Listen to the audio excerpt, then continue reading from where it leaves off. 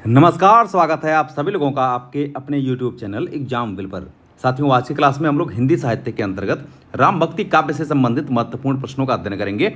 ये क्वेश्चन आपके परीक्षा के दृष्टिकोण से अत्यंत महत्वपूर्ण है। यहाँ से आपके एग्जाम में 1-2 क्वेश्चन पूछे ही जाते हैं। साथियों, आज के प्रश्न हमने काफ़ी लाजवाब ले रखा है। आप लोग हमारे साथ इसी तरह से बने रहिए। बहुत कम समय में यानी लगभग 20 से 25 मिनट के अंदर हम बहुत सारे प्रश्नों को पढ़ने का प्रयास करेंगे और इसके माध्यम से राम भक्ति शाखा से जितने भी प्रश्न बन सकते हैं सभी को कवर करने का प्रयास करेंगे। तो चलिए आप लोग तैयार हो जाइए, शुरू करते हैं हम लोग आज की बेहतरीन क्लास को। लेकिन साथियों, जो लोग मेरे चैनल से पहली बार जुड़े हुए हैं वो लोग चैनल को सब्सक्राइब जरूर कर लेंगे और आपके सपोर्ट की भरपूर आवश्यकता भी है। आपका सपोर्ट भरपूर मिल भी रहा है, नो डाउट, इसमें कोई संशय नहीं है। आप लोगों का सपोर्ट भरपूर मिल रहा है, जैसा कि 1 के आपके सब्सक्राइबर भी दिख रहे हैं। लाइव क्लासेस न लेने की वजह से न लेने की जो वजह है वो ये है कि अभी हमारे पास वो सभी साधन मौजूद नहीं हो पाए हैं। साधनों की थोड़ी सी कमी दिखाई दे रही है। तो इस दशा में जैसे ही सब कुछ ठीक होता है मैं आपके पास जो है कि लाइव क्लास लेकर के भी आऊँगा, कोई समस्या नहीं होगी। चलिए हम लोग शुरू करते हैं क्लास को। देखिए, क्वेश्चन स्टार्ट है आपका और क्वेश्चन कह रहा है आपका सबसे पहला क्वेश्चन जो है आपकी स्क्रीन पर दिख रहा होगा। कह कि विशिष्टाद्वैतवाद दार्शनिक मत के भक्ति कवि थे। यानी जो विशिष्टाद्वैतवाद दार्शनिक मत है इसके भक्त कवि कौन है? तो गोस्वामी तुलसीदास को मानते हैं। देखिए, गोस्वामी तुलसीदास विशेष तौर पर राम भक्ति शाखा से संबंधित हैं। किससे हैं? तो आप कहेंगे कि यह राम भक्ति शाखा से संबंधित कवि माने जाते हैं। और राम भक्ति शाखा से संबंधित जितने भी कवि हैं ये सभी निर्गुण कवियों में आते हैं। क्षमा चाहता हूं, मैं सगुण कवियों में आते हैं। किस में आते हैं? तो सगुण कवियों में। देखिए, मैं आपको बता दूं कि भक्ति काल अपनी 2 शाखाओं में बढ़ती है, एक निर्गुण काव्य धारा और दूसरी होती है सगुण काव्य धारा। निर्गुण काव्य धारा के अंतर्गत चर्चा कर देता हूं मैं। जो निर्गुण काव्य धारा है ये अपनी 2 शाखाओं में बढ़ जाती है, एक होती है ज्ञानाश्रयी और दूसरी होती है प्रेमाश्रयी। ठीक है, तो ज्ञानाश्रयी शाखा के जो कवि हैं जैसे कबीरदास वगैरह हैं और जितने भी प्रेमाश्रयी शाखा कवि हैं ये सभी सूफी संत माने जाते हैं। ध्यान रखेंगे कि निर्गुण भक्ति के जितने भी कवि हैं ये सभी संत कवि माने जाते हैं, जैसा कि हम पहले भी इसको बता चुके हैं। और दूसरी होती है सगुण शाखा, दूसरी होती है सगुण भक्ति शाखा। जो सगुण धारा है ये भी अपनी 2 शाखाओं में बढ़ती है, एक होती है राम भक्ति शाखा, राम भक्ति शाखा और दूसरी होती है कृष्ण भक्ति शाखा। तो ये जो रामानंद से चला आ रहा है परंपरा है ना, भक्ति दामड़ी उपजी लाए रामानंद और प्रकट किया कबीर ने 7 द्वीप नवखंड। मेरे साथियों, दक्षिण भारत से उत्तर भारत में अगर राम को किसी ने लाया है, मतलब राम शब्द को किसी ने बहुत ज़्यादा प्रचार प्रसार किया है, तो उनका नाम आता है रामानंद। और जो ये आपके गोस्वामी तुलसीदास जी हैं या रामानंद जी हैं, ये लोग राम भक्ति शाखा से संबंधित कवि माने जाते हैं। और जितने भी कवि राम भक्ति शाखा और कृष्ण भक्ति शाखा से संबंधित है यह लोग ईश्वर की उपासना सगुण रूप में किया है, इसीलिए इनको सगुण भक्ति धारा के कवि कहा जाता है। बढ़ते हैं आगे और अब हम लोग क्वेश्चन को जानने का प्रयास करेंगे। वियोगी हरि ने तुलसीदास को परिगणित किया है। तो जो वियोगी हरि हैं ये तुलसीदास को किस में परिगणित किए हैं? यह रामानंदी संप्रदाय में इनको गिनते हैं। किस में गिनते हैं? रामानंदी संप्रदाय में। विशेष तौर पर हम लोग जब रामानंद की बात करते हैं तो रामानंद जी जो है वो किनकी शिष्य परंपरा में आते हैं? तो आप कहेंगे रामानुजाचार्य के, रामानुजाचार्य के, नुजाचार्य के। रामानुजाचार्य के शिष्य हैं माधवानंद, माधवानंद। और माधवानंद के जो शिष्य हैं इनको कहते हैं रामानंद। क्या कहते हैं? रामानंद। तो सबसे ज़्यादा राम शब्द को किसी ने प्रचार प्रसार किया है तो वह रामानंद जी ने ही किया है, जो कि दक्षिण भारत से उत्तर भारत में सबसे ज़्यादा प्रचार करने का श्रेय इनको दिया जाता है।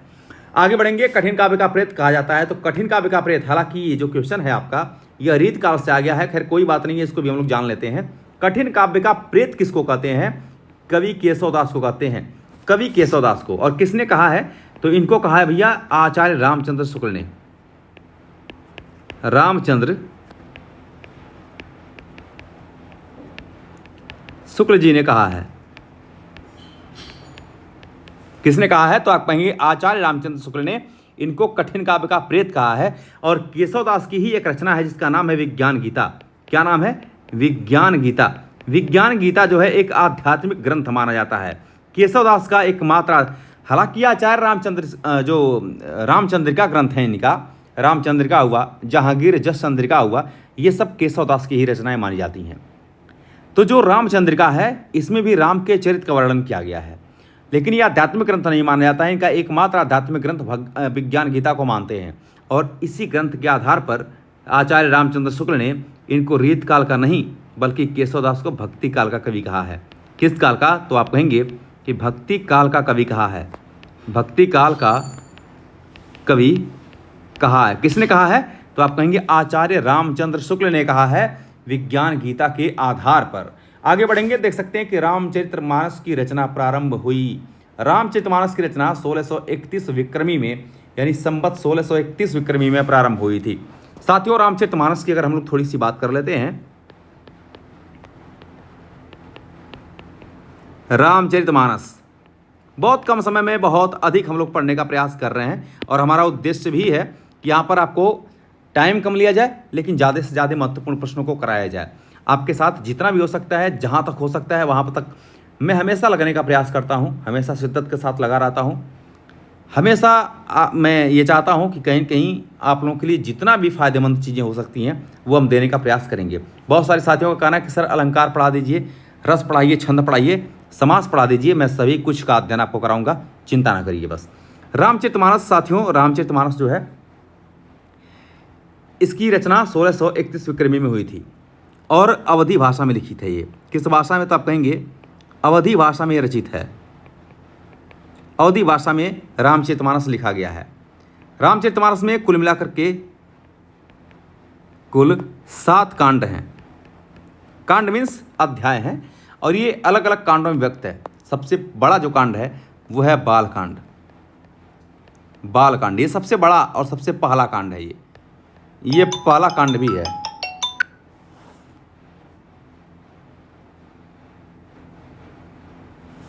ठीक है, तो ये पहला कांड भी माना जाता है, इसको ध्यान में रखेंगे।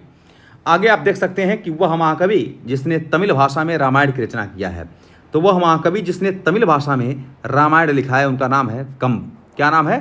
कंब। ये इंपॉर्टेंट क्वेश्चन है, और ये क्वेश्चन आपके एग्जाम में पूछा गया क्वेश्चन है, बहुत ही इंपॉर्टेंट क्वेश्चन है। आगे देख सकते हैं कि अलवार भक्त को कहा जाता है। देखिए अलवार भक्त क्या है, मैं आपको बता दूं कि भक्ति काल जब विदेशी आक्रमण होने लगे या तमाम ऐसी परिस्थितियां भारत में उत्पन्न हो गई जिससे कि भक्ति आंदोलन की शुरुआत होती है। यानी कहें कि भक्ति आंदोलन है क्या चीज़? यानी भक्ति को प्रचारित प्रसारित करने के लिए, है ना, जो अपने धर्म है उसको प्रचार प्रसार के लिए कहें कि भक्ति आंदोलन की शुरुआत होती है। भक्ति आंदोलन के शुरुआत में, यानी भक्ति आंदोलन में 2 पक्ष विशेष रूप से जिम्मेदार हैं। एक है अलवार संत, अलवार संत, और दूसरे हैं नैनार संत, नैनार संत। ठीक है, ये लोग भक्ति आंदोलन में कूद पड़े थे, और इसमें भी जो सबसे बड़ी भूमिका रही है वो अलवार संतों की रही है। हालांकि जो अलवार संत हैं ये वैष्णव मत से संबंधित हैं। वैष्णव मत, अगर राम भक्ति की बात करें तो बात वही होती है। ठीक है, और जो नैनार हैं यह शैव संत हैं। कैसे संत हैं? तो शैव संत ये माने जाते हैं। अलवारों की संख्या कुल मिलाकर के 12 है, जबकि नैनारों की संख्या कुल मिलाकर के 63 मानी जाती है। 12 में आप देख सकते हैं कि एक अलवार महिला संत भी हैं जिनका नाम है आंडाल। क्या नाम है? आंडाल है। अब मैं आपको बताता हूं कि भक्ति आंदोलन में इन लोगों का विशेष योगदान रहा है, और जो अलवार भक्त हैं ये वैष्णव कहते हैं। किसको कहते हैं? जो वैष्णव भक्त हैं इनको अलवार कहा जाता है। आगे देख सकते हैं, अगला क्वेश्चन है आपका कि श्री रामचरितमानस में वक्ता श्रोता के युग्म है। ये बहुत महत्वपूर्ण प्रश्न है कि श्री रामचरितमानस में वक्ता श्रोता के युग्म जो है वो कौन से हैं। साथियों एक बात ध्यान में रखेंगे,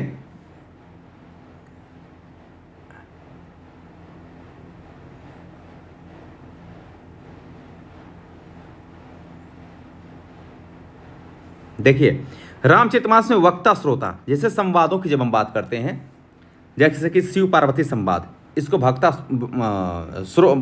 श्रोता कहते हैं। वक्ता कहने वाला, श्रोता सुनने वाला।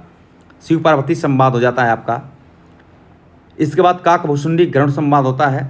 ठीक है, तो ये जो प्रमुख रूप से संवाद हैं इसको हम लोग कहते हैं वक्ता श्रोता। इसके कुल 4 युग्म का वर्णन किया गया है। कितने युग्म का? 4 वर्णन, यानी कुल मिलाकर के 4 संवाद कहे जाते हैं। ठीक है, आगे बढ़ते हैं नेक्स्ट क्वेश्चन, और बहुत ही महत्वपूर्ण क्वेश्चन आज की क्लास में मैंने ले रखा है। विनय पत्रिका लिखी गई है। ये गोस्वामी तुलसीदास की रचना है विनय पत्रिका। जैसा कि आप जानते भी हैं। और विनय पत्रिका की रचना इन्होंने ब्रजभाषा में किया है। किस भाषा में किया है? तो ब्रजभाषा में किया है इन्होंने विनय पत्रिका की रचना। गोस्वामी तुलसीदास की कुल मिलाकर के 7 रचनाएं हैं। क्षमा चाहता हूं मैं, गोस्वामी तुलसीदास की कुल मिलाकर के ऐसे 4 रचनाएं हैं, 4 रचनाएं हैं जिसमें 7 कांड मिलते हैं, 7 कांड संबंधी वर्णन मिलते हैं। एक आपका जो आता है सबसे पहले वो है रामचरितमानस, रामचरित मानस। दूसरा है बरवै रामायण, बरवै रामायण। तीसरी जो रचना है वो है गीतावली, गीतावली। और चौथी जो रचना है इनकी वो है कवितावली। ये 4 ऐसी रचनाएं हैं गोस्वामी तुलसीदास की जिनमें 7 कांड संबंधी वर्णन मिलते हैं। रामचरितमानस और बरवै रामायण की बात करते हैं तो ये दोनों रचनाएं इनकी अवधी भाषा में है, जबकि हम जब गीतावली और कवितावली की बात करते हैं तो ये इनकी दोनों रचनाएं किस भाषा में है? तो आप कहेंगे ब्रजभाषा में है। ठीक है, तो रामचरितमानस, बरवै रामायण, गीतावली और कवितावली, इन चारों रचनाओं में 7 कांड संबंधी वर्णन मिलते हैं। यह कांड इस प्रकार से है, आप कह सकते हैं कि सबसे पहले आता है बालकांड। प्रभु राम बालक के रूप में अयोध्या में जन्म लेते हैं तो अयोध्या कांड, अयोध्या कांड। इसके बाद यह जंगल को निकल जाते हैं, यानी अरण्य, अरण्य मीन्स होता है जंगल, अरण्य कांड। वहाँ जाते हैं, तमाम राक्षस मिलते हैं, किष्किंधा कांड। सबसे पहले वध करते हैं किष्किंधा का, किष्किंधा कांड। ठीक है, इसके बाद आता है आपका सुंदरकांड, सुंदरकांड। अगला जो कांड है उसका नाम है लंका कांड। कौन सा कांड है? लंका कांड। एक रस मैं आपको बताता हूँ जिसका नाम है बीभत्स रस। बीभत्स रस का प्रयोग काव्यों में कम देखने को मिलता है, लेकिन गोस्वामी तुलसीदास के लंका कांड में बीभत्स रस का प्रयोग सर्वाधिक किया गया है। और अंतिम है आपका उत्तरकांड, उत्तरकांड। उत्तर का अर्थ ही होता है बाद में, यानी बाद वाला कांड। ठीक है, तो कुल मिलाकर के पहला कांड बालकांड है, अयोध्या कांड। इसके बाद वो जंगल को चले जाते हैं, लड़ाई झगड़ा होता है सिंहासन के लिए, निकल जाते हैं जंगल को, वहाँ पर किष्किंधा का वध करते हैं, सुंदरकांड। उसके बाद लंका पर चढ़ाई वगैरह होती है, लंका कांड, उत्तरकांड। लंका कांड, इसमें विभत्स रस का प्रयोग सर्वाधिक किया गया है। आगे बढ़ेंगे, देख सकते हैं कि जहांगीर जस चंद्रिका के रचयिता कौन है। साथियों, जहांगीर जस चंद्रिका, इसके रचयिता केशवदास जी माने जाते हैं। और केशवदास जी जो है, लिख लेना, अलंकारवादी कवि हैं। कैसे आचार्य माने जाते हैं? अलंकारवादी आचार्य माने जाते हैं। केशवदास आचार्य और कवि दोनों हैं, ये भी क्वेश्चन पूछा गया है। केशवदास की बहुत सारी रचनाएं हैं, जिसमें कि जहांगीर जस चंद्रिका हो गया, इसके बाद विज्ञान गीता हो गया, अगर लिखना चाहिए तो लिख ही लीजिए, विज्ञान गीता हो गया, इनकी रचना है।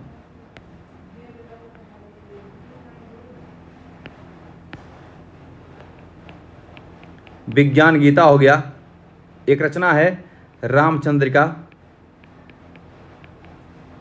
रामचंद्रिका हो गया, रसिक प्रिया हो गया, रसिक प्रिया हो गया, कवि प्रिया हो गया, कवि प्रिया, कवि प्रिया। ठीक है, देखिए कवि प्रिया जो है वो राय प्रवीण को काव्य की शिक्षा देने के लिए इन्होंने लिखा था। आगे बढ़ते हैं, बारहमासा हो गया, बारहमासा, ये रचना है बारहमासा केशवदास की। इसके बाद सिख नख एक रचना है, सिख नख, ये भी राय प्रवीण को शिक्षा देने के लिए लिखी गई थी। ठीक है, तो ये सारी रचनाएं जो हैं वो केशवदास की मानी जाती हैं। केशवदास को कठिन काव्य का प्रेत आचार्य रामचंद्र शुक्ल ने कहा है। कवित्र रत्नाकर के लेखक कौन है? कवित्र रत्नाकर के लेखक सेनापति को माना जाता है। ब्रजभाषा का वह कवि जो ऋतु वर्णन के लिए विख्यात है। तो भैया ऋतु वर्णन के लिए विख्यात है तो वो कौन सा कवि है? सेनापति हैं। कौन है? सेनापति। साथियों, एक बात और ध्यान रखेंगे कि जो रीतकाल के कवि हैं, रीतकालीन सभी कवि लगभग अपनी रचनाओं में ब्रजभाषा का उल्लेख किए हैं। और रीतकाल की विशेषता यह है कि रीतकाल के कवि ने अपने आश्रयदाता की प्रशंसा में रचनाओं को लिखा है। तुलसीदास जी ने किस गुरु से शास्त्रों का अध्ययन किया था? ध्यान रखेंगे कि जो तुलसीदास जी के गुरु हैं, जिनका नाम है नरहरिदास, नरहरिदास। ठीक है, यह गोस्वामी तुलसीदास को कहाँ लेकर के चले जाते हैं? बनारस। और बनारस में इन्होंने शेष सनातन से शिक्षा ग्रहण किया था। शास्त्रों का अध्ययन इन्होंने शेष सनातन से ही किया है। दक्षिण के अलवार संत संबंधित माने जाते हैं। अभी हम लोगों ने थोड़ी देर पहले देखा था कि जो अलवार संत हैं ये वैष्णव मत से संबंधित हैं, यानी राम भक्ति शाखा से संबंधित हैं। लेकिन जब यहीं पर हम लोग नयनार की बात कर देते हैं, किसकी? नयनार की बात करते हैं, पुनः एक बार समझाते हैं आपको, नयनार की बात करते हैं तो शैव संत ये माने जाते हैं। आगे बढ़ते हैं। गोस्वामी तुलसीदास की वह कृति जो कांडों में विभक्त नहीं है, उसका नाम है पार्वती मंगल। और जो 7 कांडों में विभक्त है उसकी चर्चा हम लोगों ने पहले ही कर दिया है, जिसमें कि इधर देखिए ऊपर लिखा हुआ है रामचरितमानस, वैभव रामायण, ये दोनों अवधी भाषा में, गीतावली और कवितावली ये 7 कांडों में विभक्त मानी जाती हैं। ऊपर के 2 आपके अवधी भाषा में हैं और नीचे के 2 आपके ब्रजभाषा में लिखे गए हैं। ये क्रम से मैंने लिख भी दिया है आपको। ठीक है, आगे बढ़ेंगे। नेक्स्ट क्वेश्चन, रामचरितमानस की रचना में कुल जो समय लगा था वो कितना लगा था? साथियों, रामचरितमानस की रचना में कुल 2 वर्ष 7 माह और 26 दिन का समय लगा था। एक संविधान को बनने में, संविधान को लिखने में कुल 2 वर्ष 11 माह और 18 दिन का समय लगा था। ठीक है, तो ये 11 माह और 18 दिन का समय लगा था संविधान को लिखने में। और यहाँ पर क्या है? 2 वर्ष 7 माह और 26 दिन का समय यहाँ पर लगा था। आगे बढ़े हम लोग, तो इसको देख सकते हैं। सीता तृष्टा संवाद, एक संवाद है सीता तृष्टा संवाद, रामचरितमानस के किस कांड में है? तो साथियों, रामचरितमानस के सुंदर कांड में सीता तृष्टा संवाद की बात की गई है। किसमें है? तो सुंदरदास में। अब आप उम्मीद करते कि कभी भूलेंगे नहीं सीता तृष्टा संवाद के बारे में। शुक्ल जी की दुर्बलता यह थी कि वे भारत के हर व्यक्ति को, क्षमा चाहता हूं मैं, शुक्ल जी की दुर्बलता यह थी कि वे भारत के हर कवि को तुलसी की कसौटी पर और हर पात्र को राम के आदर्श पर कसकर ही स्वीकार करते थे। यह कथन डॉक्टर गणपति चंद्र गुप्त का माना जाता है। किसका है? डॉक्टर गणपति चंद्र गुप्त का माना जाता है। रामचरितमानस में कितने कांड या सोपान हैं? तो मैंने आपको बता दिया कि रामचरितमानस में 7 कांड या सोपान माने जाते हैं। क्लियर है? रामचरितमानस की जो भाषा है वो अवधी भाषा है। आगे देख सकते हैं। अच्छा, एक बात और मैं बता दूं आपको, अभी आगे चर्चा कर देंगे। चलिए, यहाँ पर देख सकते हैं कि कृष्ण गीतावली के रचयिता कौन है? कृष्ण गीतावली, इनके रचयिता गोस्वामी तुलसीदास को माना जाता है। किसको मानते हैं? तुलसीदास को मानते हैं। और गीतावली या कृष्ण गीतावली, देखिए, चाहे वो हम लोग गीतावली की बात करें या हम बात करते हैं कृष्ण गीतावली की, ये जो दोनों रचनाएं हैं, गीतावली और कृष्ण गीतावली, ये दोनों रचनाएं आपकी ब्रज भाषा में है। किस भाषा में है? तो आप कहेंगे ब्रज भाषा में लिखित है। केशव को कठिन काव्य का प्रेत किसने कहा है? तो केशवदास को कठिन काव्य का प्रेत आचार्य रामचंद्र शुक्ल जी ने कहा है। किसने कहा है? तो आप कहेंगे आचार्य रामचंद्र शुक्ल ने इनको कठिन काव्य का प्रेत कहा है। और इन्होंने ही विज्ञान गीता के आधार पर ये कहते हैं कि जो केशवदास है वह रीत काल के नहीं बल्कि भक्ति काल के कवि हैं। आगे बढ़ेंगे। अगुन ही सगुन ही नहीं कछु भेदा, अगुन ही सगुन ही नहीं कछु भेदा, ये जो पंक्तियां हैं वो गोस्वामी तुलसीदास की हैं। किसकी हैं? इंपॉर्टेंट है ये। आगे देख सकते हैं कि साहित्य को सूरसरी, सूरसरी का मतलब क्या होता है? सूर माने होता है देवता, सरी यानी देवताओं की जननदी है। गंगा नदी को कहते हैं सूरसरी, भागीरथी, ये सभी गंगा नदी की पर्यायवाची हैं। सूरसरी, साहित्य को सूरसरी सम सबका हितकारी घोषित किसने किया है? तो गोस्वामी तुलसीदास ने किया है। किसने? गोस्वामी तुलसीदास जी ने। वैभव रामायण की बात करते हैं। वैभव रामायण जो कि अवधी भाषा में लिखा गया है। किस भाषा में? अवधी में लिखा गया है। किसकी रचना है? तो आप कहेंगे तुलसीदास की। तुलसीदास की। कितने कांड है? तो कहेंगे 7 कांड है। तो वैभव रामायण का जो आधार है वो वैभव छंद है। कौन सा है? वैभव छंद है। जैसा कि मैंने बताया भी है कि रामचरितमानस वैभव रामायण, गीतावली और कवितावली, इन चारों रचनाओं में 7 कांड संबंधी वर्णन आपको देखने को मिलते हैं। तुलसीदास को लोकायतन, लोकनायक, लोकायतन तो कृति है। तुलसीदास को लोकनायक कहने वाले विद्वान कौन से हैं? हजारी प्रसाद द्विवेदी जी हैं। कौन है? हजारी प्रसाद द्विवेदी जी को माना जाता है। रामलला नाचू, इसकी रचना शैली कौन सी है? तो अवधी लोक गीतों की शैली मानी जाती है ना, यानी अवधी भाषा की शैली मानी जाती है। और तुलसीदास ने कली युग का वर्णन कवितावली के किस कांड में किया है? तो ध्यान रखना कि तुलसीदास ने कलयुग का वर्णन इन्होंने कवितावली के उत्तर कांड में किया है। किस में किया है? कवितावली के उत्तर कांड में। मैं आपको बताना चाहता हूं, हालांकि रामचरितमानस के उत्तर कांड में भी देखने को मिलता है, लेकिन वह एग्जैक्ट जो सही आंसर होगा यह कवितावली में। कलयुग का वर्णन इन्होंने कवितावली में किया है, कवितावली। चूंकि कवितावली के 7 कांड इसमें भी देखने को मिलते हैं, और 7 कांड में जो अंतिम कांड इसका है, अंतिम कांड यानी उत्तरकांड, ठीक है, उत्तरकांड। इसमें कलिकुल का मतलब होता है कलयुग, ध्यान रखेंगे, कलियुग या कलिकुल का वर्णन, कलकुल का वर्णन देखने को मिल जाता है, ठीक है। चलिए, तो इसका सही उत्तर हो जाएगा आपका उत्तरकांड। आगे बढ़ेंगे हम लोग और देख सकते हैं। एक बात और जान लीजिएगा, मैं आपको चर्चा कर देता हूं यहीं पर। जो गोस्वामी तुलसीदास जी हैं, इन्होंने हनुमान जी की स्तुति के लिए एक रचना हनुमान बाहुक की रचना किया है। किसकी? हनुमान बाहुक, हनुमान बाहुक की रचना किया है। यह हनुमान बाहुक विशेष तौर पर कवितावली में ही संलग्न है। तो अगर कह दिया जाए कि गोस्वामी तुलसीदास की अंतिम रचना कौन सी है, तो आप कहेंगे कवितावली है या हनुमान बाहुक है, दोनों कह सकते हैं, क्योंकि हनुमान बाहुक संलग्न किसमें है? कवितावली में। और इन्होंने हनुमान जी की स्तुति में, उसमें वे थे कहाँ? 80 घाट पर। किस पर थे? 80 घाट। तो 80 घाट में पर गोस्वामी, ये 80 घाट जो है वरुणा और 80 दो नदियों का संगम है बनारस में, जिसके नाम पर 80 घाट बोला जाता है। नदी है आपका, 80 नदी है, ठीक है। तो 80 घाट का मतलब 80 घाट मत समझिएगा। यहीं पर गोस्वामी तुलसीदास जी मौजूद होते हैं और इनके बाहों में बहुत ज़्यादा दर्द होने लगता है, असहनीय पीड़ा होने लगती है, जिसके कारण इन्होंने हनुमान जी की स्तुति किया था, और उनकी स्तुति के लिए ही इन्होंने हनुमान बाहुक की रचना किया था। आगे बढ़ते हैं और नेक्स्ट क्वेश्चन की बात करते हैं। अगला क्वेश्चन आपका दिया हुआ है यहाँ पर कि गोस्वामी तुलसीदास का रामचरितमानस लिखा गया है तो दोहा चौपाई छंद में। मैं आपको बता दूं साथियों कि जब हम लोग रामचरितमानस की बात करते हैं तो रामचरितमानस भाषा इसकी अवधी है। कौन सी भाषा है? अवधी भाषा है, ठीक है। इसमें दोहा और चौपाई छंद का प्रयोग किया गया है। दोहा और चौपाई, ध्यान रखेंगे, एक छंद आता है चौपाई दोहा छंद। चौपाई दोहा छंद, ये चौपाई दोहा छंद अलग है।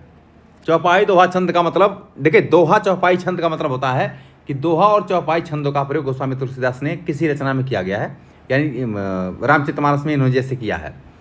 और चौपाई दोहा छंद अलग होता है। 5 चौपाई के बाद एक दोहा होता है, इसको हम लोग कहते हैं चौपाई दोहा छंद। 5 चौपाई के बाद एक दोहा होता है। और एक शैली होती है कड़वक शैली, कड़वक शैली, ठीक है। इसमें 7 चौपाई के बाद एक दोहा आता है, एक दोहा आता है, इसको कहते हैं कड़वक शैली।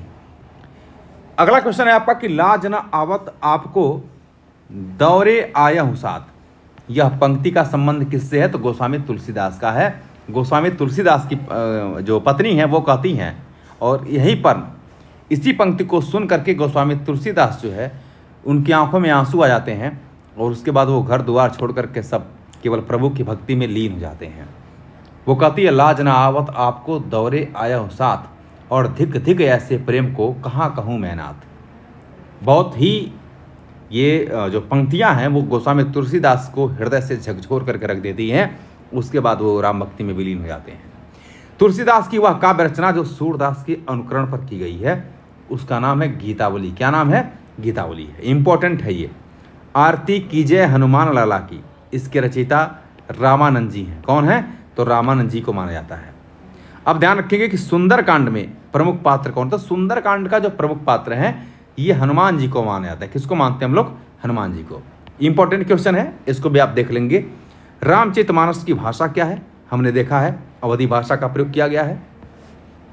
इसके बाद अगला इंपॉर्टेंट क्वेश्चन जो बार बार एग्जाम में पूछा जाता है, सूर्य तीय। सूर्य मीन्स क्या होता है? देवता, और तीय मीन्स होता है पत्नी। सुरतीय नरतीय नागतीय सब चाहति अस होय, गोद लिए हुलसी फिरे तुलसी सो सुत होय। सुत मीन्स होता है बेटा। क्या होता है? बेटा। तुलसी सो माने जैसा, जैसा। हुलसी माता जी हैं गोस्वामी तुलसीदास की।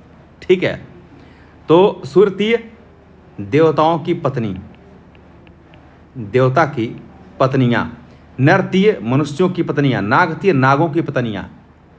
सभी लोग ये चाहते हैं असी होय, ऐसा होय जैसे कि गोद लिए हुलसी फिरे तुलसी सो। तो जैसा कि इनकी माता जो हुलसी है, इनके गोद में तुलसी जैसा पुत्र का जन्म हुआ है, बेटे का जन्म हुआ है।